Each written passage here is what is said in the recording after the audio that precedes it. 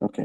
ఈ అవకాశం ఇచ్చినటువంటి పార్ట్నర్‌షిప్ ఇండియా డైరెక్టర్ గారు కృష్ణయ్య అంకుల్ గారికి, అలాగే మన పార్ట్నర్‌షిప్ ఇండియా టీమ్ అంతటి వారికి కూడా వందనాలు తెలియజేస్తా ఉన్నాను.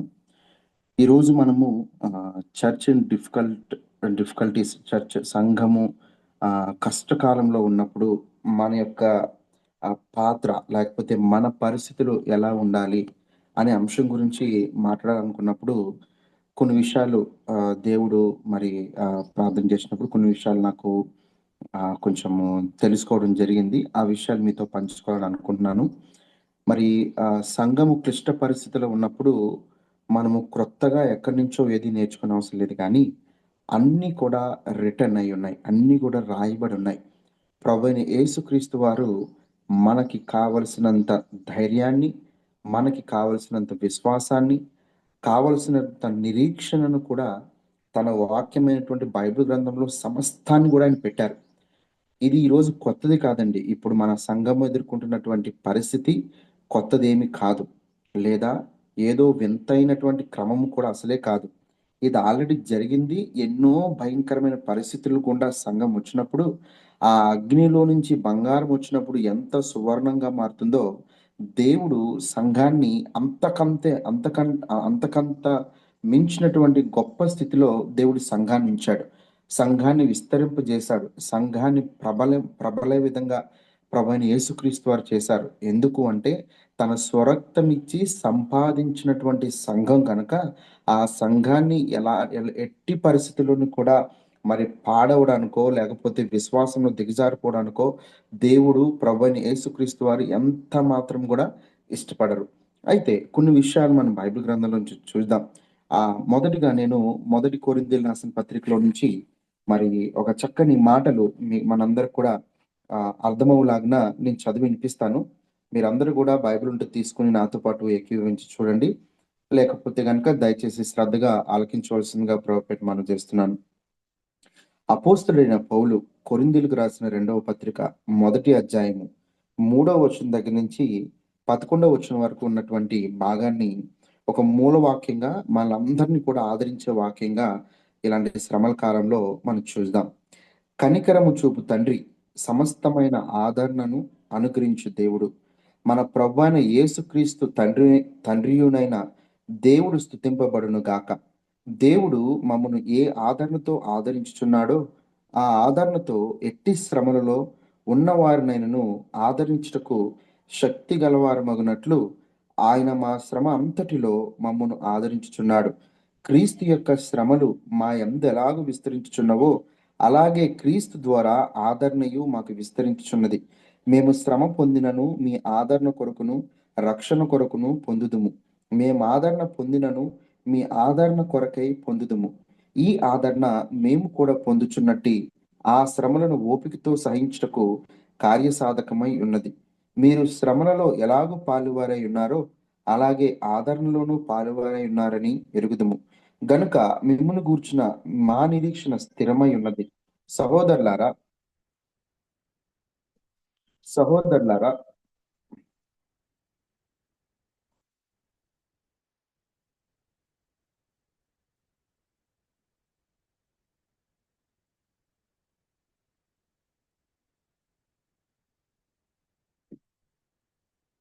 చదువుకుందామండి. సహోదరులారా, ఆసియాలో మాకు తటస్థించిన శ్రమను గూర్చి మీకు తెలియకుండా మీకు తెలియకునుట మాకిష్టము లేదు. అదేదనగా మేము బ్రతుకుదమను నమ్మకం లేక ఉండినట్లుగా మా శక్తికి మించిన అత్యధిక భారం వలన కృంగిపోతిమి. మరియు మృతులను లేపు దేవునియందే గాని మాయందే మేము నమ్మిక ఉంచుకున్నట్లు మరణమగుదుమను నిశ్చయము మా మట్టుకు మాకు కలిగి ఉండెను. ఆయనట్టి గొప్ప మరణం నుండి మమ్మల్ని తప్పించెను. ఇక ముందుకును తప్పించును. మరియు మా కొరకు ప్రార్థన చేయటం వలన మీరు కూడా సహాయం చేయుచుండగా ఆయన ఇక ముందుకును మమ్మల్ని తప్పించునని ఆయన యందు నిరీక్షణ గలవారమై ఉన్నాము. అందువలన అనేకుల ప్రార్థన ద్వారా మాకు కలిగిన కృపావరము కొరకు అనేకుల చేత మా విషయమై కృతజ్ఞతాస్థుతులు చెల్లింపబడును. అలాగే ఇంకొక వచనం కూడా చూసుకుందామండి. ఇదే 2 కొరింథీయులకు రాసిన పత్రిక 4వ అధ్యాయము 8-9 వచనాలున్నాయి. అవి కూడా మీకు చదివి వినిపిస్తాను. ఎటు పోయినను శ్రమపడుచున్నను ఇరికింపబడిన వారము కాము. అపాయంలో ఉన్నను కేవలం ఉపాయం లేని వారము కాము. తరమబడుచున్నను దిక్కు లేని వారము కాము. పడద్రోయబడినను నశించువారము కాము. యేసు యొక్క జీవము మా శరీరమందు ప్రత్యక్షపరచబడుటకై యేసు యొక్క మరణానుభవమును మా శరీరమందు ఎల్లప్పుడూ వహించుకొని పోవచ్చున్నాము. ఏలయనగా యేసు యొక్క జీవము కూడా మా మర్త్య శరీరమందు ప్రత్యక్షపరచబడినట్లు సజీవులమైన మేము ఎల్లప్పుడూ యేసు నిమిత్తము మరణమునకు అప్పగించున్నాము. కావున మాలో మరణమును మీలో జీవమును కార్యసాధకమగుచున్నవి. కృప ఎక్కువ మంది ద్వారా ప్రబలి దేవుని మహిమ నిమిత్తము కృతజ్ఞతాస్థుతులు విస్తరింపజేయలాగిన సమస్తమైనవి మీ కొరకై ఉన్నవి. కాగా విశ్వసించి గనుక మాట్లాడి తిని. ప్రియులారా, ఈ యొక్క వచనాలు మనం చదువుకున్నటువంటి భాగంలో ముఖ్యంగా మనం అర్థం చేసుకోవాల్సింది, శ్రమలు మన మేలు కొరకే. సంఘములో ఇలాంటి పరిస్థితులు, ఎలాంటి శ్రమలు వచ్చినప్పుడు సంఘం ఎలా ఉండాలి అనే ఆలోచనతో ఈరోజు మనం మాట్లాడుకుంటున్నాం కదా. సంఘము అనే మాట వచ్చేసరికి, సంఘం అంటే ఎవరండి? విశ్వాసులుగా మనందరం గ్యాదర్ అయిన వాళ్ళమే. ఒక 10 మంది కూడి ఒక సంఘం అయితే, 100 మంది కూడి ఒక సంఘం అయితే, 10,000 మందితో కూడిన ఒక సంఘం అయితే, ఒక్కొక్క సంఘం ఒక్కొక్క సంఘమై సార్వత్రిక సంఘంగా మనందరం ఏకమై ఉన్నాం. ఆ సార్వత్రిక సంఘంలో అనేక సంఘాలు మిళితమై ఉన్నాయి. ఆ అనేక సంఘాల్లో అనేక మంది విశ్వాసులు కలిసి ఉన్నారు కనుకే సార్వత్రిక సంఘంగా యేసుక్రీస్తు రక్తం ద్వారా కడగబడిన వారిగా మనము ఉన్నాం. రైట్. అయితే సంఘము అనేటువంటి కాన్సెప్ట్ వచ్చేసరికి మనం ఏం అర్థం చేసుకోవాలంటే, వ్యక్తిగతంగా నేను అని మనం భావించాలి. సంఘము అంటే ఒక క్రైస్తవ్యం అనే మతం కాదు. సంఘము అని అంటే లేకపోతే ఒక గుడియో ఒక గోపురమో కాదు. కానీ సంఘము ఇలాంటి శ్రమలు ఉన్నప్పుడు, అంటే ఇప్పుడు మన పరిస్థితుల్లో తెలుగు రాష్ట్రాల్లో జరుగుతున్నటువంటి పరిస్థితుల్లో, మరి మన దేశంలో కూడా జరుగుతున్నటువంటి పరిస్థితుల్లో, మరి సంఘం ఎలా ఉండాలనే దానికంటే నేను ఎలా ఉండాలి, నా తాపత్రయం ఎలా ఉండాలి, నా యొక్క భాగస్వామ్యం ఇలాంటి పరిస్థితుల్లో నేనేమై ఉండాలి అనే దాని గురించి ఈరోజు మనం మాట్లాడుతున్నాం. అపోస్తలుడైన పౌలు గారు కూడా శ్రమలు వచ్చినప్పుడు సంఘానికి, లేదా వ్యక్తిగతంగా వారు పొందుకున్న శ్రమలు వచ్చినప్పుడు, వారు ఆసియాకి వెళ్ళినప్పుడు ఆ సువార్త పరిచర్యలో వాళ్ళు పొందుకున్న శ్రమలు వచ్చినప్పుడు వారి విశ్వాసాన్ని కాపాడుకున్నట్టుకు, అలాగే వారికి వచ్చిన శ్రమలు ఇతరులను కూడా బలపరచుటకు, ఇతర మిగతా విశ్వాసులను కూడా ఆదరణ కలిగించుటకు మరి ఎలాంటి పరిస్థితులు గుండా వెళ్ళారో అపోస్తలుడైన పౌలు గారు మనకి ఇక్కడ చెప్తా ఉన్నారు. ప్రియులారా, ఆలోచించేయండి. క్రైస్తవుడిగా పిలువబడిన ప్రతి ఒక్కరం కూడా శ్రమ అనుభవించుటకే పిలువబడ్డాము. ఇది మొట్టమొదటిగా రక్షణ కార్యము మనలో జరుగుతున్నప్పుడు, లేదా మనం మారు మనసు పొందుకుని బాప్తిజం తీసుకుంటున్న మరుక్షణాల్లోనే ప్రతి ఒక్కరు మనం అడిగే ప్రశ్న బాప్తిస్మ కుండీలో, కష్టమైన, నష్టమైన, వేదనైన, బాధైన క్రీస్తును వెంబడించడానికి నువ్వు సిద్ధమా? యేసు రక్తం ద్వారా నీ పాపాలు కడగబడ్డాయని నువ్వు నమ్ముతున్నావా? నువ్వు నీ జీవితాంతము ఆయన ఎలాంటి శోధనలోనైనా ఆయన వెంబడించడానికి ఇష్టపడుతున్నావా అడిగినప్పుడు, అవునండి నేను నమ్ముతున్నాను, నేను విశ్వసిస్తున్నాను, ఎలాంటి శ్రమలైనా నేను లోకానికి వెన్నుతిరగను, ఎంత బాధ వచ్చినా, ఎంత కష్టం వచ్చినా, ఎంత శ్రమ వచ్చినా నేను వెనక తిరగనని అక్కడ మొదలుపెట్టాం మన విశ్వాసాన్ని.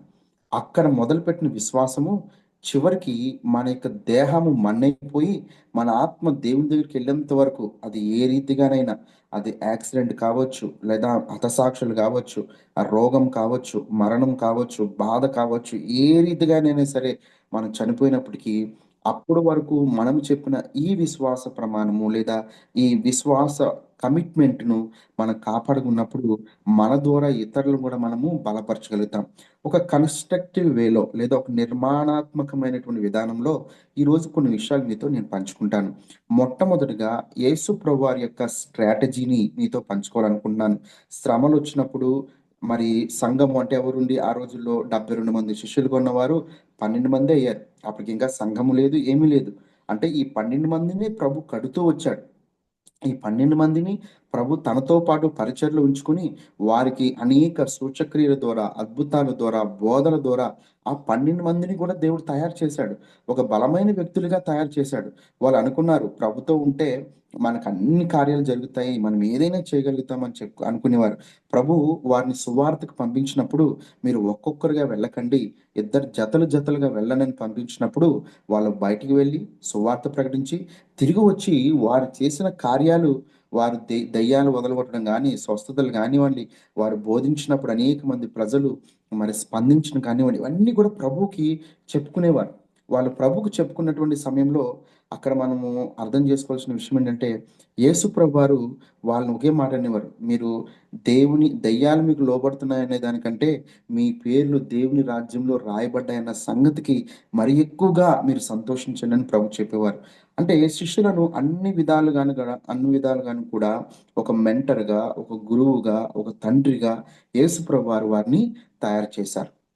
అయితే మనము ఒక విషయం గుర్తుపెట్టుకోవాల్సిన ఒక విషయం ఏంటంటే, దేవుని యొక్క సన్నిధిలో దేవుని యొక్క యేసు ప్రభువారు ఏం చెప్పారు అనంటే, ఆయన చనిపోయినప్పుడు లేదా ఆయన సిలువకు అప్పగించబడేటువంటి సమయంలో, శ్రమల కాలంలో ఆయన చెప్పాడు. ఇదిగో సర్వలోకానికి నేను నా ప్రాణాన్ని అర్పించడానికి, ప్రాణార్పణగా పోయడానికి నేనొచ్చాను. ఇందు నిమిత్తమే నేనొచ్చాను. నా ప్రాణము నేను పెట్టడానికి, నా అంతట నేను పెట్టడానికొచ్చాను. నన్ను చంపేస్తారు యూదులు. నన్ను సిలువేస్తారు యూదులు. నేను రక్తం కార్చవలసిన సమయం ఉంటుంది. కాబట్టి అందుకే ప్రభు రాత్రి భోజనములు కూడా ఇదిగో నా శరీరము, ఇదిగో నా రక్తము, దీన్ని తిని త్రాగండి. నేను చనిపోయి మళ్ళీ తిరిగి లేస్తాను. మీరెవ్వరు కూడా మీ విశ్వాసంలో మీరెవరు బలహీనపడొద్దు, కలవరపడొద్దు, లేకపోతే కృంగిపోవద్దు అని చెప్పాడు ప్రభు వాళ్ళందరికీ అన్ని విషయాలు కూడా. అన్ని విషయాలు ఏ టు జెడ్ ఒక ఒక ఒక చిన్న బాబుకి పాలిచ్చి ఎలా పెంచుతారో, ఒక ట్యూషన్‌లో పిల్లోడికి ఎంత బాగా నర్చరింగ్ చేస్తారో, అంత బాగా శిష్యులను తయారు చేశాడు ప్రభువారు. అయితే ఆ సమయంలో జరిగిన పరిస్థితి ఏందంటే ప్రియమైన వాళ్ళారా, యేసు ప్రభువారు సిలువ వేయబడిన తర్వాత, ఆయన సమాధిలో పెట్టబడిన తర్వాత అందరూ గలిబిలైపోయారు. అందరూ పారిపోయారు. అందరూ విశ్వాసంలో కొలాప్స్ అయిపోయారు. కూలిపోయారు. తొట్టిల్లిపోయారు. మా ప్రభువునే చంపేశారు. మా నాయకుడినే చంపేశారు. మా ప్రభువే సిలువేయబడ్డాడు. ఇంక మేమెంత? మా బ్రతుకులెంత? రేపో మాపో మమ్మల్ని గూడా చంపేస్తారు. ప్రభువు నమ్మినందుకు లేదా ఆయన మార్గంలోకి వచ్చిన ఇదేనా మా జీవితము అనేటువంటి అవిశ్వాసంలోకి ఆ 12 మంది వారితో పాటు ఉన్నటువంటి కొంతమంది స్త్రీలు భయంతో ఒక మేడ గదిలోకి వెళ్ళిపోయారు. వెళ్ళిపోయిన తర్వాత వాళ్ళ పరిస్థితి ఎలా ఉందంటే బిక్కు బిక్కుమని ఉంది. ఏం జరుగుతదో? ఇప్పుడు కూడా చాలామంది ఈరోజు ఆహ్, మరి మనందరికి తెలుసు ప్రవీణ్ పగడాల గారు. ఆ అన్న నాకెంతో క్లోజ్. ఆయన గురించి కూడా కొన్ని విషయాలు నేను చెప్తాను. ఆయన నాకు 2013 సంవత్సరంలో ఆయన పరిచయం అవ్వడం జరిగింది. ఆయనతో పాటు పరిచర్యలో 2023 వరకు కూడా అంటే దగ్గర దగ్గర 10 సంవత్సరాలు ఆయనతో కలిసి, ఆయనతో నడిచి, ఆయన దగ్గర అనేక విషయాలు నేర్చుకున్న వారిలో నేను కూడా ఒకడిని. అన్న ఏర్పాటు చేసిన సంఘంలో ఒక సేవకుడిగా, పాస్టర్‌గా కూడా నేను పనిచేశాను. అన్న యొక్క పరిస్థితి మనందరికీ కూడా తెలుసు. ఆయన ఏ రీతిగా మరి ప్రభునందు నిద్రించారో, ఆయన యొక్క జీవితము ప్రభు సేవలో ఎలా కొనసాగిందో, ఆయన చనిపోక ముందు ఎవరికీ తెలీదు గానీ, చనిపోయిన తర్వాత ప్రపంచమంతా కూడా ఆయన గురించి తెలుసుకుంటున్నారు. మేము ఒకరోజు ఆహ్, ఆహ్, మేము విజయవాడ దగ్గర గుమ్మలూరు అనే ఒక ఊరికెళ్తున్నాం. అన్న ఏ పరిచర్యకెళ్ళినా సరే ప్రతి మీటింగ్ కూడా నన్ను తీసుకెళ్ళేవాడు. కార్‌లో మేమిద్దరం కలిసెళ్ళేవాళ్ళం. అనేకమైన విషయాలు ఆహ్, ఏమంటారు పంచుకుంటా ఉండేవాళ్ళం. ఆయన ఒక మాట అన్నాడు. ఆజాద్ మనం ఈ రీతిగా ఇంతలా గట్టిగా మనము హిందుత్వం గురించి కానీ, ఇస్లాం గురించి గాని మనం మాట్లాడుతున్నాం. ఏదో ఒక రోజు మనం గూడా ఈ మార్గంలో మనము ప్రభు కొరకు ప్రాణాలర్పించవలసిన వాళ్ళమే. ఎంత ఘనం మా వీడియోస్ ఎలా చేశామంటే అండి, ప్రవీణ్ అన్న నేను ఒక రూమ్‌లో ఉండి మా ముందు ఎవరు ఉండేవారు గాదు. సో, జస్ట్ నేను ఇంట్రడక్షన్ ఇచ్చేవాడిని అన్నకి. ప్రవీణ్ అన్నేమో మెసేజ్ చెప్పేవాడు. మా ముందు ఎవరు లేకపోయినా ప్రవీణ్ అన్న చెప్పమనేవాడు. కూడి వచ్చిన మీ అందరికి కూడా ప్రభు నామంలో వందనాలు. మరి ఈరోజు మరి బైబిల్‌కి, ఖురాన్‌కి మధ్యలో ఉన్నటువంటి కొన్ని విషయాలు తెలుసుకుందాం అని నేను అతని గురించి ఇంట్రడక్షన్ ఇచ్చినప్పుడు బ్రదర్ గూడా వచ్చి ప్రవీణ్ అన్న గూడా వచ్చి మరి నాకు ఈ అవకాశం ఇచ్చిన సంఘ పెద్దలకి, అలాగే పాస్టర్ ఆజాద్ గారికి వందనాలు. మరి ఇలాంటి యవనస్తులందరూ దేవుని కొరకు నిలబడడం నాకెంతో సంతోషంగా ఉందని అన్న, నేను మాత్రం ఉండేవాళ్ళం.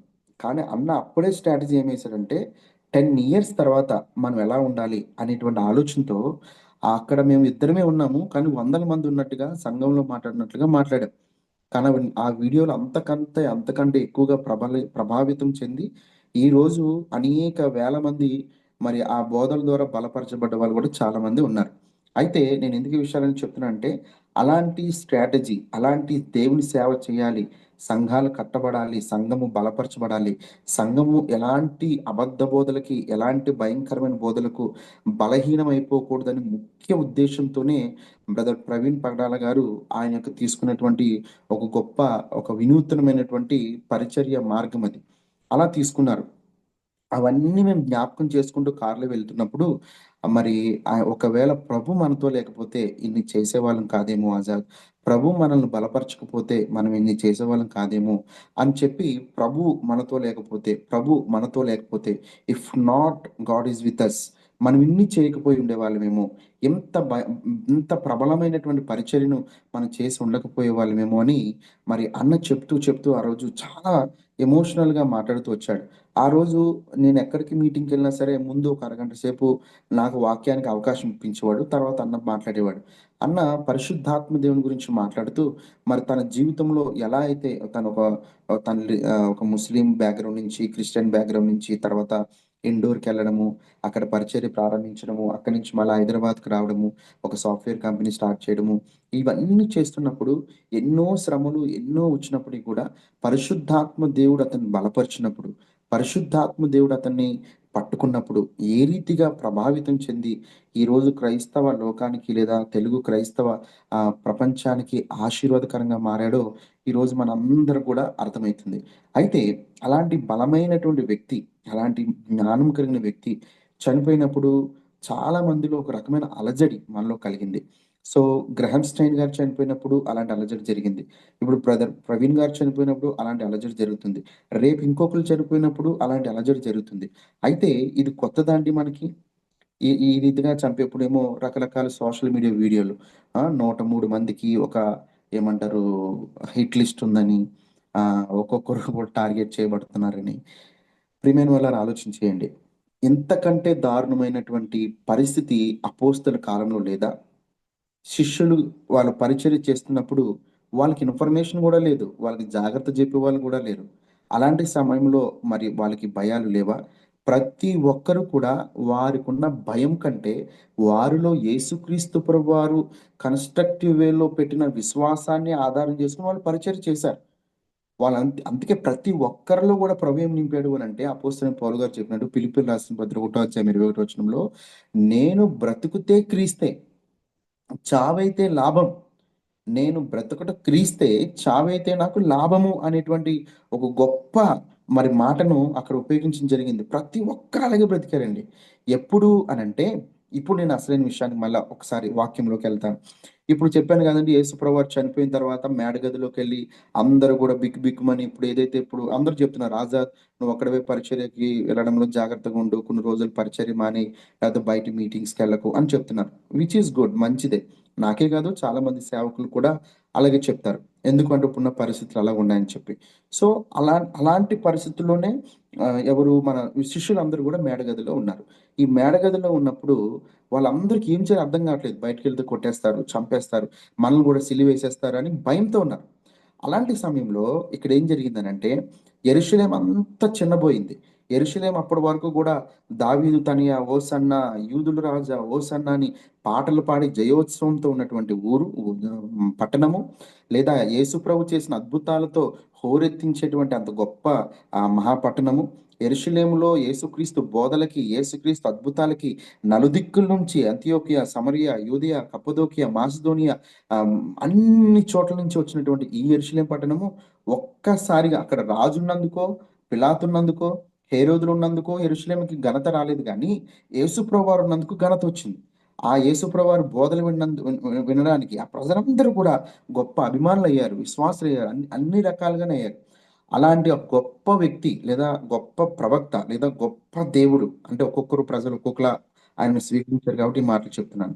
అలాంటి వ్యక్తి చనిపోగానే యెరూషలేం ఒక్కసారిగా చిన్నబోయింది. యెరూషలేం ఒక్కసారిగా భయంతో కుదేలైపోయింది. కృంగిపోయింది. శిష్యులు ఆయనను రిప్రజెంట్ చేయవలసిన శిష్యులు ఎవరు ముందుకు రావట్లేదు. అందరూ గూడా అలా ఎళ్ళిపోయారు. అలా ఎళ్ళిపోయిన సమయంలో 24వ అధ్యాయం లూకా సువార్తలో అద్భుతమైనటువంటి కథండి. శ్రమల కాలంలో ఉన్న వ్యక్తికైనా, శ్రమల కాలంలో ఉన్న సంఘానికైనా, శ్రమల పరిస్థితులు ఉన్నటువంటి మన ఆత్మీయ జీవితానికైనా ఇదొక బూస్టింగ్ అనమాట. ఒక గ్రేట్ బూస్టర్ లాంటిది. ఈ లోకా సువార్త 24వ అధ్యాయం. అక్కడ ఎలా ప్రారంభమైతదనంటే, ఆదివారమున తెల్లవారుచుండగా మరి వారిలో కొందరు స్త్రీలు సుగంధ ద్రవ్యములను, పరిమళ ద్రవ్యము తీసుకొని యేసుప్రభువారి యొక్క సమాధి దగ్గరికెళ్లారు. ఏదో ఒక చిన్న హోప్‌తో. ఎందుకంటే ఆయన బాడీకి మళ్ళా ఆ సుగంధ ద్రవ్యాలన్నీ పూయాలి, లేకపోతే అక్కడ పెట్టాలి అనే ఉద్దేశంతో వాళ్ళెళ్ళినప్పుడు, అక్కడ సమాధి ఆల్రెడీ తెరవబడి ఉంది. సమాధి తెరవబడి ఆల్రెడీ ప్రభువైన యేసువారు ఆయన చెప్పినట్టుగానే లేఖనాల ప్రకారము పునరుత్థానుడయ్యాడు. ఆయన తిరిగి రిజరెక్టెడ్ క్రైస్ట్‌గా ఆయన తిరిగి లేచారు అక్కడ ఆయన చెప్పినట్టుగా. అయితే స్త్రీలు భయంతో వణికిపోయి, అయ్యో! ఏమైంది? ప్రభుని ఎవరైనా తీసుకెళ్ళిపోయారా? ఇదేంటి ఇన్ని రకాల టెన్షన్స్ ఉన్నాయేంటి మాకు? ఎక్కడ నలుదిక్కుల భయం పుట్టించే వార్తలొస్తాయని భయపడుతుంటే, తెల్లని ప్రకాశమానమైన వస్త్రములు ధరించుకున్నటువంటి ఒక ఇద్దరు దేవదూతలు అక్కడ నిలబడ్డారు. వెంటనే స్త్రీలు భయంతో వాళ్ళ ముఖాలు నేలకి వాళ్ళు కప్పుకున్నారు. వెంటనే ఆ దేవదూతలు అంటున్నారు గదా! అయ్యో! సజీవుడైన వారిని మృతులలో మీరెందుకు వెతుకుచున్నారు? ఆయనిక్కడ లేడు. ఆయన మీతో చెప్పినట్టుగా ఆయన తిరిగి లేచున్నాడు. ఆయన యెరూషలేములో మీతో పాటు ఉన్నప్పుడు ఆయన ఈ రీతిగా మనిషి కుమారుడు పాపిష్టులని ఈ మనుషుల చేతికి అప్పగించబడి, మరి లేఖనాల ప్రకారం శిలువలో చనిపోయి, లేఖనాల ప్రకారం సమాధిలో పెట్టబడి, లేఖనాల ప్రకారం మళ్ళా తిరిగి ఆయన లేస్తాడని చెప్పిన మాటలు మీకు జ్ఞాపకము లేవా? వాటిని జ్ఞాపకం చేసుకోండి అని చెప్పినప్పుడు వాళ్ళకి వెంటనే బలి వెలిగింది. స్త్రీలు ఎంతో ధైర్యంతో, ఎంత అంటే అసలు నిజంగా పునరుత్థానుడైన క్రీస్తును ప్రకటించిన మొట్టమొదటి వారు ఎవరంటే స్త్రీలు. వాళ్ళొచ్చారు పరిగెత్తుకుంటా మేడగదిలోకి వచ్చి, పేతురు, సీమోను, ఆంద్రియా, యాకోబు ఈ మాటినండి. ఆయన లేడు, ఆయన నిజంగా లేచాడు అనగానే వాళ్ళకి అర్థం కావట్లేదు. ఆయన లేవడం ఏంటి? ఆయన నిజంగా లేస్తాడా? వాళ్ళకి అర్థం కావట్లేదు. వారిలో పేతురు అలాగే యాకోబు పరిగెత్తుకుంటూ మరి సమాధి దగ్గరికి వెళ్ళి చూస్తే అక్కడ వస్త్రాలు ఉన్నాయి కానీ ప్రభు లేడు. వాళ్ళకి ఇంకా కన్ఫ్యూజన్ ఉంది. వాళ్ళు నమ్మలేకున్నారు. నిజంగా ప్రభు చెప్పిన మాట ప్రకారం లేచాడా? ఆయన నిజంగా లేచితే గనుక ఎంత బావుంటుంది అని ఆశ ఉంది. కానీ ఎలా లేస్తాడు? ఆయన చనిపోయాడు గదా! మరి దగ్గరుండి మనం అన్నీ చూస్తూనే ఉన్నాం గదా! ఆయన ఎలా చంపేశారో, అంత ఘోరంగా చంపబడ్డవాడు మళ్ళా తిరిగి ఎలా లేస్తాడు? ఒక రకమైనటువంటి అనుమానాలతో వాళ్ళున్నారు. అలాంటి సమయంలో వీళ్ళందరూ మేడగదిలో కూర్చొని డిస్కస్ చేస్తా ఉంటే, ప్రభువైన యేసుక్రీస్తు వారు తానే స్వయాన ఆ 24వ అధ్యాయం 13వ వచనంలో చూసుకున్నట్లయితే, ఎమ్మావు మార్గంలో పోతున్న ఇద్దరు శిష్యులతో వారి మధ్యలో ఆయన నిలబడతాడు. ఆయన నిలబడి వాళ్ళు వెళ్తున్నప్పుడు ప్రియమైన వాళ్ళారా, ప్రభువైన యేసుక్రీస్తు వారు అంటారు, "ఏమయ్యా దిగులుగా ఉన్నారేంటి? ఏం జరిగింది?" అని అడిగితే వాళ్ళు షాక్ అయితారు. "ఓరి! నువ్వెవడవే బాబు కొత్తోడివా నువ్వేమన్నా? యెరూషలేములో ఉండియు, యెరూషలేములో బస చేయుచు, ఈ రోజులలో ఇక్కడ ఏం జరిగిందో నీకు తెలీదా? మేము నజరేయుడైన యేసు అనే వ్యక్తిని గొప్ప ప్రవక్త అనుకున్నాం. గొప్ప దేవుడు అనుకున్నాం. గొప్ప బోధకుడిగా మేము భావించాం. కానీ అలాంటి వ్యక్తిని కూడా మరి యూదులు లేకపోతే ప్రధాన యాజకులు, రోమీయులు ఏ రీతిగా చంపారో నీకు తెలీదా? 3 రోజుల క్రితం అతన్ని చంపేశారు సిలువేసి. ఆయన సమాధిలో పెట్టారు. మాలో కొంతమంది స్త్రీలేమో అమాయకులు. వాళ్ళ సమాధి దగ్గరికెళ్ళామని పుకార్లు పుట్టిస్తున్నారు. ఆయన తిరిగి లేచాడని పుకార్లు పుట్టిస్తున్నారు. ఇది ఎంతవరకు నమ్మాలో మాకు తెలియట్లేదు. అది మాకేం అర్థం కావట్లేదు అని చెప్పినప్పుడు ప్రియులారా, వెంటనే అక్కడ ఒక మంచి మాట ఉంటది. యేసు ప్రభువారు అందుకుని ఏమంటారంటే, అవివేకులారా, ప్రవక్తలు చెప్పిన మాటలు నమ్మని మందమతులారా, ఈ మాట జ్ఞాపకం ఉంచుకోండి.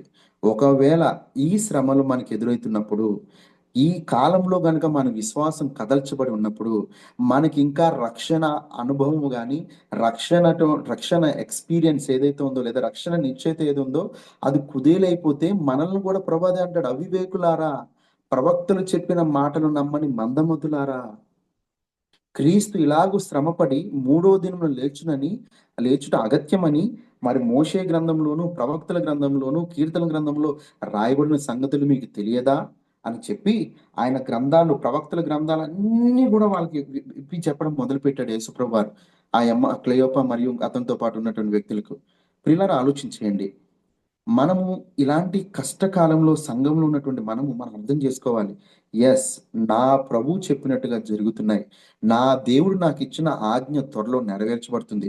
ఆ ప్రభు ఏ వాగ్దాన ఫలం నా కోసం దాచి ఉంచాడో, ఆ వాగ్దాన ఫలం పొందుకునే రోజు నాకు ఆసన్నమైతుంది.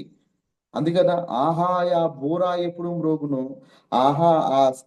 ఆ పరలోక రాజ్యంలో నేనెప్పుడు చేరుదునో, తండ్రి నా కన్నీటిని తుడిచినప్పుడని మనం పాట పాడతాం కదా! ఆ క్షణాలు దగ్గరున్నాయని మనం నమ్మాలి సంగమా. మనందరూ వ్యక్తిగతంగా మనం ఏంటిదంటే అలాంటి స్థితిలోకి ప్రభు నన్ను తీసుకెళ్ళడానికి ఈ సమయం ఆసన్నమైతుందేమో. ఆ శ్రమలు అనేటివి మన దగ్గరికి వస్తున్నాయంటే విజయోత్సవంతో ఉప్పొంగి ఒక రోజు రాబోతుంది. ప్రియులారా, చాలా మంది క్రైస్తవులు ధర్నాలు చేస్తున్నారు, శాంతి ర్యాలీలు చేస్తున్నారు. మన బలం ఏంటిదో చూపించడానికి. ఏమో అది ఒక సగం కొంచెం మంచిదేనేమో, కానీ ప్రభు మనకు అది నేర్పింది అది కాదు. నేను హింసించబడినట్లు మీరును హింసించబడతారు. ప్రియులారా, ఒక మాట చెప్పనివ్వండి. అపోస్తలుడైన పౌలు గారిని పిలిచారు ప్రభు. ఎవరి ఎవరి అతి సాక్షి ద్వారా పిలిచాడు? అక్కడ స్టెఫను రాళ్ళ చేత కొట్టబడి చంపబడ్డాడు. మొదటి అతి సాక్షిగా శిష్యులలో, అంటే సువార్తీకరణ ప్రభు యొక్క కాలంలో, ప్రభు తర్వాత నెక్స్ట్ చనిపోయిన వ్యక్తిగా స్టెఫన్ మనం చూస్తాం. ఆ స్టెఫను రాళ్ళ చేత కొట్టబడినప్పుడు ఆ, ఆయన ఎంతో బలం కలిగి, తండ్రి వీరు ఏం చేయుచున్నారు, వీరు ఎరుగరు కనుక వీరిని క్షమించని చెప్పడం కానీ, ఆయన మాట్లాడే జ్ఞానం కానీ, ఆయన మీద ఉన్న ఆత్మ అభిషేకం కానీ చాలా బలమైంది. ఆ స్టెఫన్ చనిపోయినప్పుడు ఆయన మరణాన్ని ధృవీకరించింది సౌలే. ఆ సౌలు మన ఎమ్మావ మార్గంలోకి దమస్కు మార్గంలోకి వెళ్తున్నప్పుడు ప్రభు ఆయన పట్టుకుని, సౌలా సౌలా నన్ను ఎలా హింసిస్తున్నావు, నన్ను అంటే సంఘాన్ని సంఘాన్ని నువ్వు ఎందుకు హింసిస్తున్నావు, నువ్వు ఎవడవు ప్రభు అంటే నేనే, నువ్వు హింసిస్తున్న యేసును అని చెప్పి తను పరిచయం చేసుకుని, ఆయన కళ్ళు పోయినప్పుడు ఆయనకున్నటువంటి నతానీయేలు వ్యక్తి దగ్గరికి అక్కడ వెళ్ళినప్పుడు ఆయన ఆ ప్రార్థన చేసి కళ్ళు తిరిగి తీసుకుని వచ్చినప్పుడు ఆయన భయపడతాడు. ఒకసారి మనం చూద్దాము. అపోస్తల కార్యములు 9వ అధ్యాయం మీకు చదివి వినిపిస్తానండి ఒకసారి. అక్కడ చూడండి, ఎలాంటి పిలుపుతో పిలిచాడు. ఆయనకు ఒక్కరికే కాదు, పౌలు గారికి ఒక్కరికే కాదు, మనందరికీ కూడా అదే పిలుపు మనకి వర్తిస్తుంది. అపోస్తల కార్యములు 9వ అధ్యాయము 16వ వచనం చదువుతాను, మీరు జాగ్రత్తగా ఆలోచించండి. నతానీయేలు కాదు, అననీయ. దమస్కులో అననీయ అని ఒక శిష్యుడు ఉండేను, అననీయ దగ్గర పంపించాడు. రైట్. ఒకసారి 14-15 చదువుకుందాం. ఇక్కడను నీ నామమును బట్టి ప్రార్థన చేయ వారందరినీ బంధించుటకు అతడు ప్రధాన యాజకులను అధికారం పొంది ఉన్నాడని ఉత్తరం ఇచ్చాడు. అందుకు ప్రభు చెప్తున్నాడు, నీవు వెళ్ళుము, అన్యజనుల ఎదుటను, రాజుల ఎదుటను, ఇజ్రాయేలీల ఎదుటను నా నామము భరించుటకు ఇతడు నేను ఏర్పరచుకున్న సాధనమై ఉన్నాడు. ఇతడు నా నామం కొరకు ఎన్ని శ్రమలు అనుభవింపగలనో నేను ఇతనికి చూపుదునని అతనితో చెప్పెను. పౌలు గారి యొక్క పిలుపే హతసాక్షి పిలుపు. పౌలు గారి యొక్క పిలిపే శ్రమల అనుభవం. ఎన్నిసార్లు పిచ్చి కుక్కను కొట్టినట్టు కొట్టారు. దేక్కుంటూ దేక్కుంటూ మళ్ళా ఎరుశలంలో పడ్డాడు. ఒకసారి గంపలో పెట్టి కిటికీలో నుంచి దించారు. ఎన్ని శ్రమలు అనుభవించాడో పౌలు ప్రభు యొక్క సంఘం కట్టడం కొరకు. అంతకు మించిన శ్రమలు అయితే మనకు లేవు కాదండి. ఒకసారి ఆలోచించవలసింది కోరుతున్నాను. ఇలాంటి సమయంలో మనం చేయవలసినటువంటి ఒకే ఒక పని, మన రక్షణ జీవితము సరిగా ఉందా లేదా, మన ఆత్మీయ జీవితం సరిగా ఉందా లేదా, ప్రభు మనకు అప్పగించిన పనిని బద్ధకంతోనూ, స్వార్థంతోనూ, అవిశ్వాసంతోనూ, ప్రభు వస్తే వస్తాడు లేకుంటే లేదు అనేటువంటి నిరీక్షణ లేనటువంటి ఇతరుల వలె మనం కాక, మండుచున్న అపోస్తుల వలె రేపే ఆయన రాకడేమో అనేటువంటి బ్రతకడానికి ఇది ఒక సవాలుగా ఎందుకు తీసుకోకూడదు? శ్రమలు శ్రమలు వస్తే వాటి పని అవి చేసుకుంటాయి. శ్రమల్లో నేను నిలబడే పని ఏంటిదనంటే, నేను ఎందుకోసం పిలిచాడో ప్రభు అందుకు అందుకు పని చేయడమే.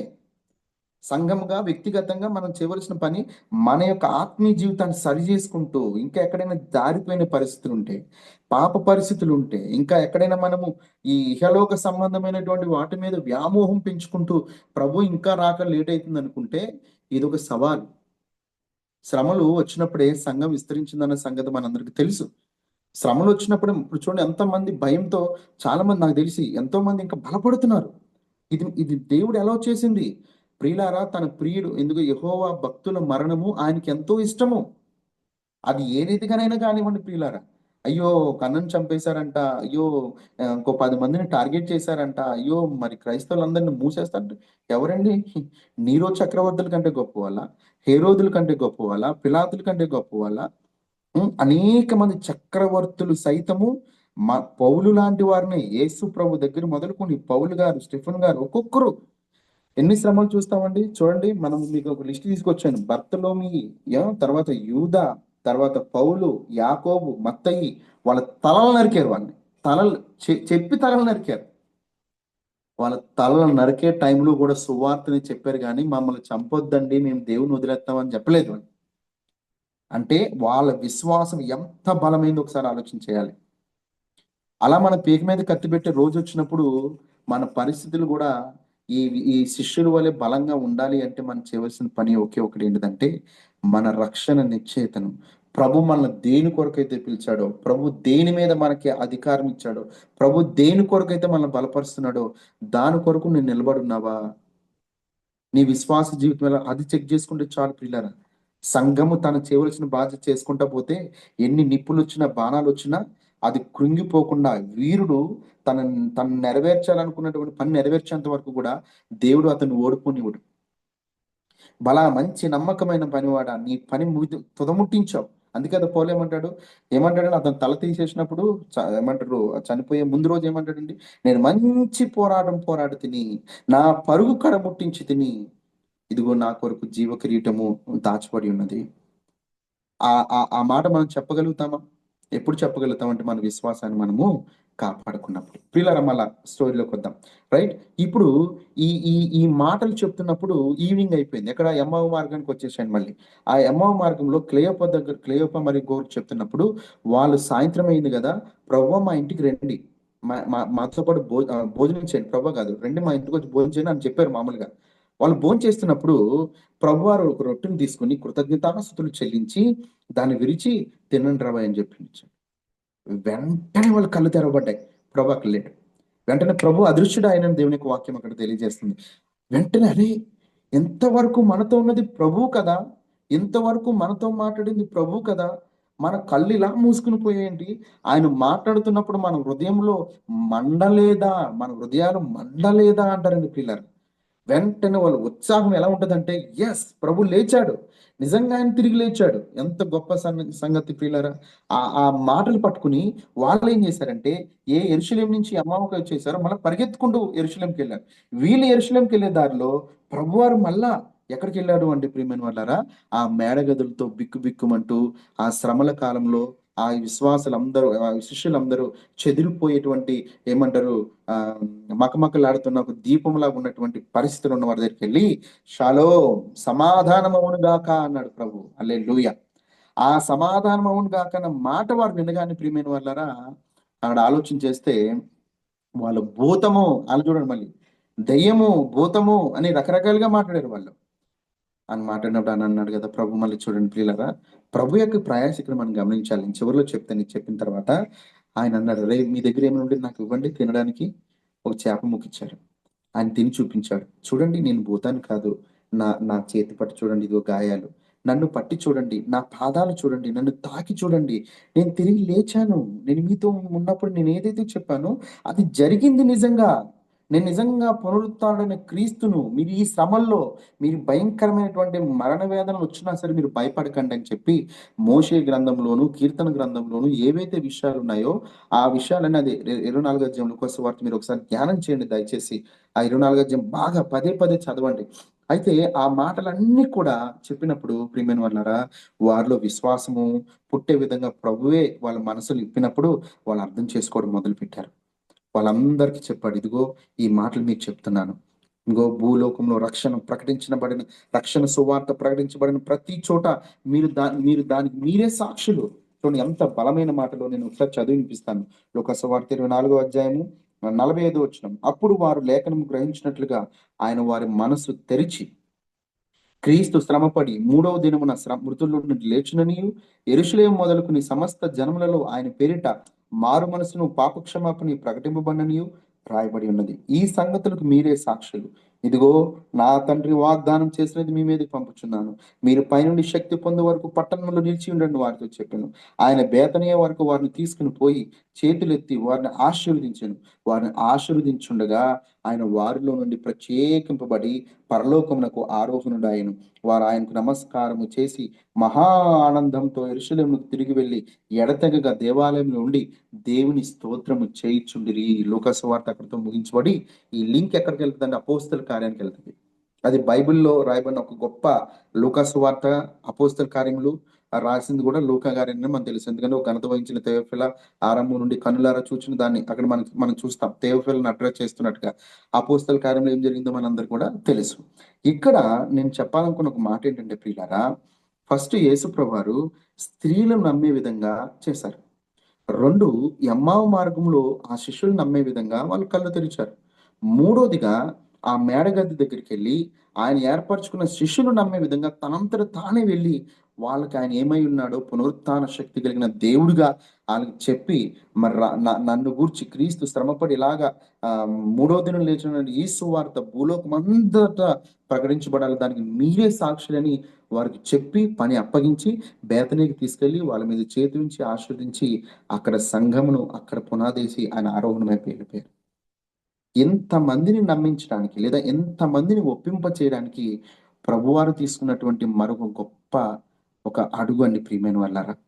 వాళ్ళు నమ్మారు గనక ఈ రోజున శిష్యులు బిక్కుబిక్కుమలాడుతున్నటువంటి ఈ శిష్యులందరూ కూడా ఒక లిస్ట్ మీకు చెప్పాను చూడండి పిల్లరా. పేతురు, పిరికి పేతురు ఎప్పుడైతే ప్రభు చెప్పిన మాటలు నమ్మి పరిశుద్ధాత్మను పొందుకుని సువార్త ప్రకటించడం మొదలుపెట్టాడో శ్రమల్లో పారిపోలేదు. ఏం చేయబడ్డాడండి? రివర్స్‌లో అప్ అండ్ డౌన్‌లో సిలువేయబడ్డాడు. ఆంద్రేయ ఎక్సాకారంలో సిలువేయబడ్డాడు. మత్తయి బీహెడెడ్ అంటే తల దించుకున్నాడు. తోమ మన భారతదేశానికి వచ్చి సువార్త ప్రకటించి ఆయన బలిపోటుతో చచ్చిపోయాడు. బర్తలోమి, యూదా, పౌలు, యాకోబు వీళ్ళందరూ కూడా తలలు నరకబడ్డాయి. యోహానునైతే ఆయన వేడి వేడి నూనెలో వేశారు.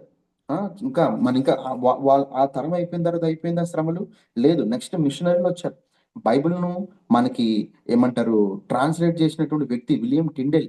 ఆయనను గ్రిల్ చికెన్ ఎలా కాలుస్తారో అలా కాల్చాడు. ఏవి ఆయన ట్రాన్స్‌లేట్ చేసిన బైబిల్ అన్ని చింపి ఆయన మీద పోసి అతన్ని తగలబెట్టేశారు. ఆయన సరిగ్గా చనిపోయి సగం కాలి సగం బతికుంటే ఇంకా అతను బాడీ నిండా తారు పూసి నిప్పు పెట్టి ఒక పడవలో తెప్పలో ఏసి నీటిలోకి వదిలేసాడు. అలా కాలుతూ కాలుతూ చచ్చిపోయాడు ప్రియమైన వాళ్ళారా.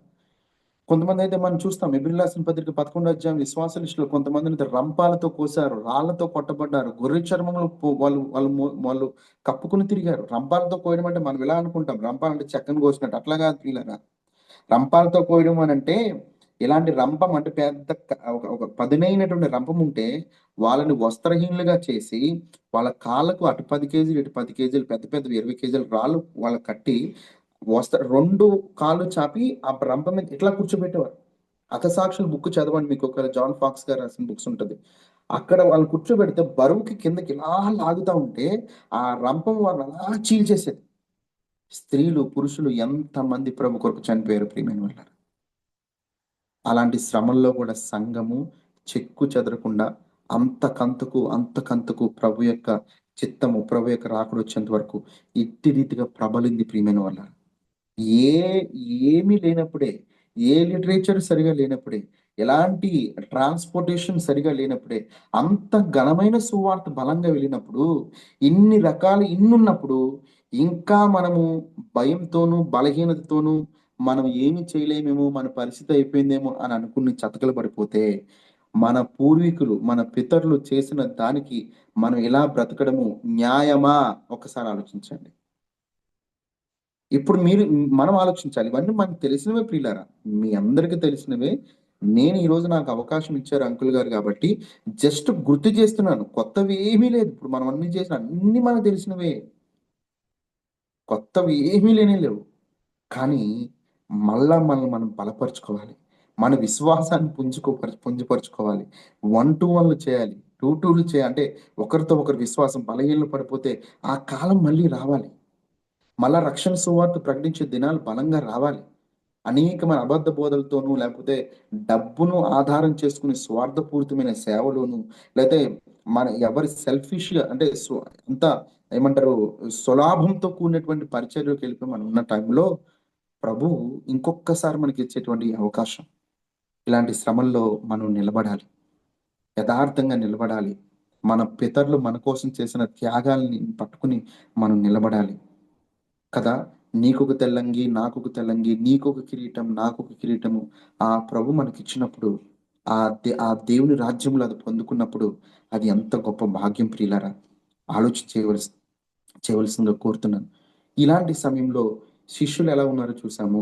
యేసు ప్రభువారు ఎంత తాపత్రయపడి వాళ్ళని ఎలా కట్టారో చూసాము. కాబట్టి మనము కూడా ఒక నిర్ణయం ఎందుకు తీసుకోకూడదు? మన పరిస్థితులు కూడా మనం ఎందుకు ఈ నిర్ణయాలను తీసుకోకూడదు? ఒకసారి ఆలోచించవలసిందిగా ప్రభుపేట నేను మనవి చేస్తున్నాను. మిమ్మల్ని ఈ ఎమ్మావు మార్గంలో వాళ్ళు ఎలాగైతే మండారో, అలా మళ్ళీ మనం మండాలి. మనం పెద్దలుగా మనం మండితే మన నెక్స్ట్ తరం యువకులు వాళ్ళు మండుతారు. వాళ్ళు మండితే మనందరం కూడా చంపేవాళ్ళు చంపుతారు ప్రియులారా. అడ్డగించే వాళ్ళు అడ్డగిస్తారు. తిట్టేవాళ్ళు తిడతారు. స్వీకరించే వాళ్ళు స్వీకరిస్తారు. శ్రమల్లోనే గొప్ప సువార్త వెళ్తుంది. శ్రమల్లోనే సంఘం విస్తరించబడుతుంది. శ్రమల్లోనే బలమైన పొట్టంతా చెదిరిపోయి గోధుమలు కలిగిన శ్రేష్టమైనటువంటి ఆత్మలు దొరికే కాలం ఇది. అలా చూడాలి మనం. అంతేగాని శ్రమలొచ్చాయి, ఒక అన్నను చంపేశారు. అయ్యో! మళ్ళా ఒక 103 మంది పాస్టర్‌లకి అట్‌లీస్ట్ ఇచ్చారంట. ప్రభుత్వాలకు మనకు సహకారంగా లేవు. ధర్నాలు చేద్దాం రండి, ర్యాలీలు చేద్దాం రండి అనంటే, మనం కూడా బరబ్బా లాంటి స్వభావంలోకెళ్ళిపోతామేమో గానీ, ప్రభువైన యేసుక్రీస్తు వారు చెప్పినటువంటి మార్గంలోకి మనం వెళ్ళం. ప్రభు చెప్పారు మనకు ఆల్రెడీ. మీరు భూలోకంలో ఉన్నప్పుడు మీకు శ్రమలు కలుగుతాయి. శ్రమ ఉంటుంది. నన్ను హింసించారు. నన్ను ఎలాగైతే చంపారో మిమ్మును అలాగే చంపుతారు. అయితే మీ దేహాన్ని చంపేవారికి భయపడకండి గానీ, మీ దేహమును, ఆత్మను కలిపి చంపేవాడు ఒకడున్నాడు. అది తండ్రి అయిన దేవుడు. ఆయనకు భయపడండని ప్రభు మనకు నేర్పించలేదా? ఆలోచించండి ప్రియులారా. యోహాను సువార్త 4:34 కూడా ప్రభువారు శిష్యులందరూ చెప్పారు. "ప్రభువా ఏమన్నా భోజనం చేద్దాం రండి. మీరు పరిచర్య చేసి అలసిపోయారు కదా" అని అంటే ఆయన అంటున్నాడు, "నన్ను పంపిన వాని చిత్తము నెరవేర్చుటయే నాకు ఆహారమై ఉన్నది." యేసుక్రీస్తు వారు అన్ని శ్రమలు పడి, ముళ్ళ కిరీటం పెట్టుకొని, పక్కలో బల్లెం పొడిపించుకొని, ఆయన మరణించినంత గొప్పగా అయితే ఎవరు మరణించలేం కదండీ! ఎంత శ్రమ అనుభవించాడాయన. ఎంత ఘోరమైనటువంటి మరణము ప్రభువైన యేసుక్రీస్తు వారిది. ఆలోచించేయండి. ఆయన మన కొరకు అంత ఘనంగా చనిపోయినప్పుడు, ఒక ఆ మాట అనిపించుకోవడానికో, లేదా ఇంకేదైనా అనిపించుకొని మనం ఎందుకు భయపడాలి? క్రీస్తు ప్రేమ నుంచి నిన్ను ఎడబాపు వాడు ఎవడు? కరువైన, ఖడ్గమైన, వస్త్రహీనతైన, ఉపద్రవమైన, రోగమైన, మరణమైన, ఉన్నవైన, లేని అన్ని ఏదియు కూడా క్రీస్తు ప్రేమ నుంచి మనల్ని ఎడబాపలేదు ప్రియమైన వాళ్ళారా. ఎంత ధన్యత కదా! ప్రభు కొరకు జీవించి చనిపోవడం ఎంత గొప్ప భాగ్యం. అలాంటి మరణం మనకు కావాలని మనం కోరుకోవాలి. అలాంటి జీవితం మనకు కావాలని కోరుకోవాలి. అలాంటి విశ్వాస జీవితం కావాలని మనము కోరుకోవాలి. సో, ప్రభువైన యేసుక్రీస్తు వారు సంఘం ఎలా ఉండాలో మనకి ఆయన నేర్పించారు. వాళ్ళందరూ కట్టబడ్డారు. పౌలు గారిని కూడా పిలిచినప్పుడు ఆయన కట్టబడ్డాడు. స్టెఫెన్ పిలిచినప్పుడు ఆయన కట్టబడ్డాడు. తర్వాత చంపబడ్డారు. సో, ఇలాంటి సమయంలో వీళ్ళందరిని చూసినప్పుడు నీకేమనిపిస్తుంది? నువ్వు ఎలాంటి నిర్ణయాలు తీసుకోవాలని నువ్వు ఆశపడుతున్నావు? ఒకసారి ఆలోచించవలసిందిగా ప్రభుపేట నేను మనవి చేస్తా ఉన్నాను. ఈ మాటలు ముగించే ముందుగా ఒక్కసారి గనక మనము కూడా ఈ లోకంలో ఈ లోకాశను బట్టి మనం ఉండిపోతే ఇంకొక కోణాన్ని చూపించి నేను ముగిస్తాను. రైట్? ఇది ఒకవేళ మనలో గాని లేదా మన చుట్టూ ఉన్న వాళ్ళు గాని అలాంటి పరిస్థితిలో మనం ఉండిపోతే ఒకసారి లూకాసు సువార్త 18వ అధ్యాయంలో ఒక ధనవంతుడి స్టోరీ గురించి చెప్పి నేను ముగించాలని ఆశపడుతున్నాను. ఒక్క 10 నిమిషాల్లో మనం ముగించుకుందాం. లూకాసు సువార్త 18వ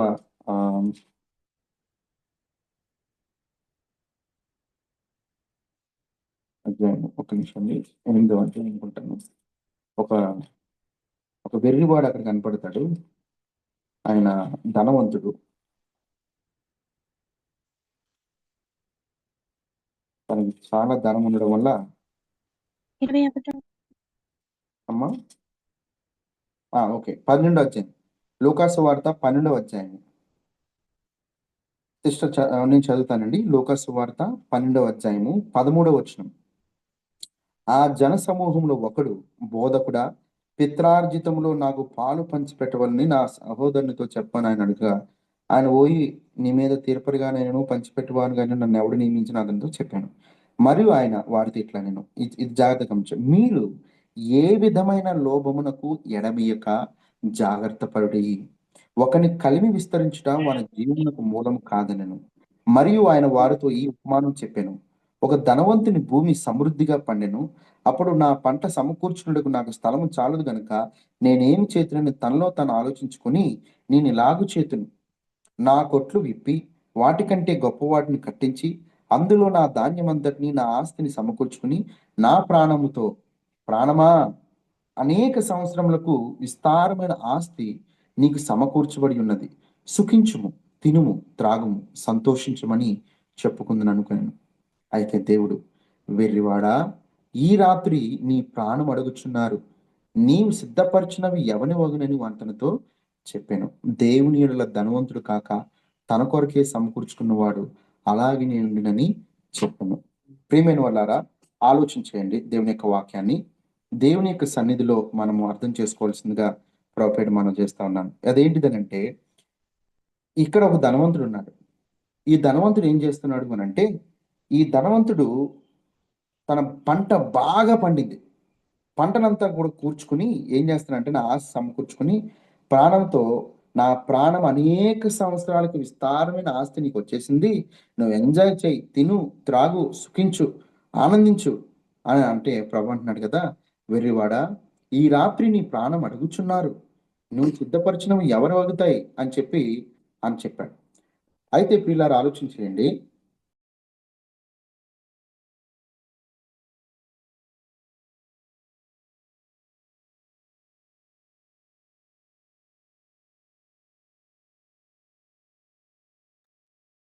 ప్రియులారా, ఆలోచించేయండి. అక్కడ ఎర్రివాడి రాత్రి నీ ప్రాణం అడుగుచున్నారు అని చెప్పేసి అక్కడ లేఖనం చెప్పబడింది. అయితే మనం అర్థం చేసుకోవాల్సింది, నీ ప్రాణం అడుగుచున్నారు, ఎవరు అడుగుచున్నారు అని ఆలోచన చేస్తే, ఇక్కడ చూడండి తెలుగులో ఎంత క్లియర్గా రాయబడింది, నీ ప్రాణం అడుగుచున్నారు.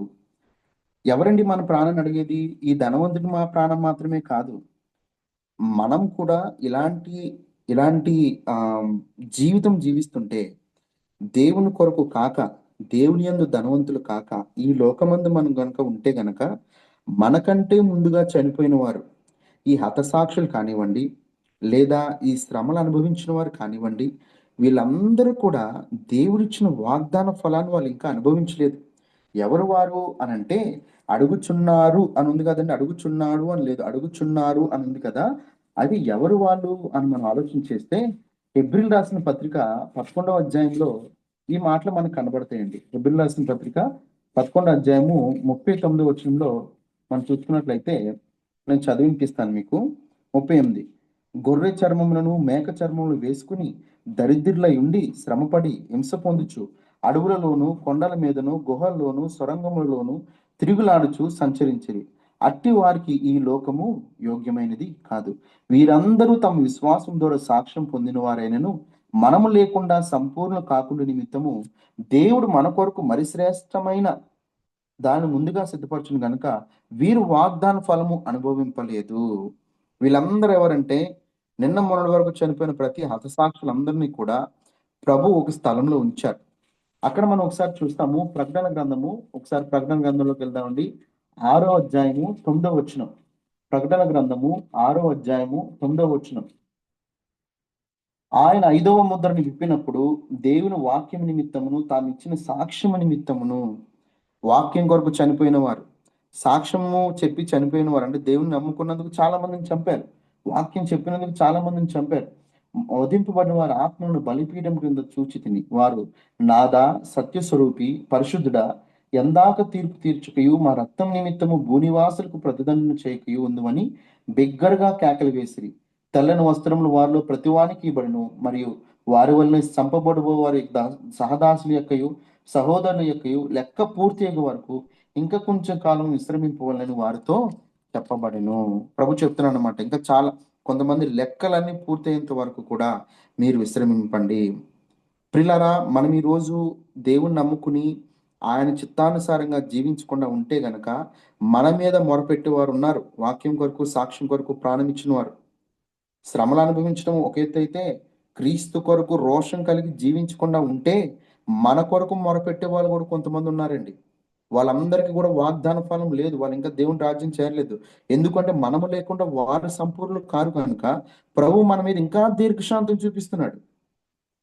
మనం ఇలాంటి సమయంలో అవిశ్వాసంలోను రక్షణ అనుభవాన్ని, రక్షణ నిశ్చయితను సరిగా లేకుండా ఈ శ్రమల కాలంలో కనుక తొట్టిల్లిపోదాంలే, ప్రభును వదిలేద్దాంలే, ప్రభుకు దూరంగా వెళ్ళిపోదాంలే, ఈ పరిచర్య ఎందుకు నాకు, ఒకవేళ పరిచర్లు ఉంటే నన్ను చంపేస్తారేమో, పరిచర్లు ఉంటే నా కుటుంబం టార్గెట్ అవుతుందేమో అనుకునే కొంతమంది ఉంటే కనుక ప్రియులారా, అది ఎంత దౌర్భాగ్యం, ఎంత అసలు జుగుప్సాకరం. అది ప్రభు మనకిచ్చిన ఇంత గొప్ప రక్షణను కేవలం ప్రాణభయంతో మనము అందుకంటే ఒకడు తన ప్రాణాన్ని సంపాదించుకోవాలనుకుంటే దాన్ని పోగొట్టుకుంటాడు. ఎవడైనా తన ప్రాణాన్ని దేవుని కొరకు పెట్టగలిగితే దాని పరలోకంలో ఇంకా ఎన్నో ఎన్నో ఎన్నో ఇంతలుగా అతను సంపాదించుకుంటాడని ప్రభు చెప్పాడు. కనుక మీ అందరికీ కూడా ఈరోజు ఇందులో జాయిన్ అయిన మన జూమ్ కాల్లో ఈ పార్ట్నర్షిప్ ఇండియా ద్వారా మిమ్మల్ని బలపరిచే ఒక మాట, సంఘము శ్రమలు విస్తరించే కొలది ప్రబలుతుంది. వేలగా, వేలాది వేలగా గొప్పగా సంఘము బలపడుతుంది. పిల్లలు మీరు చూడండి, ఎంత అసలు రానున్న కాలంలో మన కళ్ళతో మనం చూస్తాం.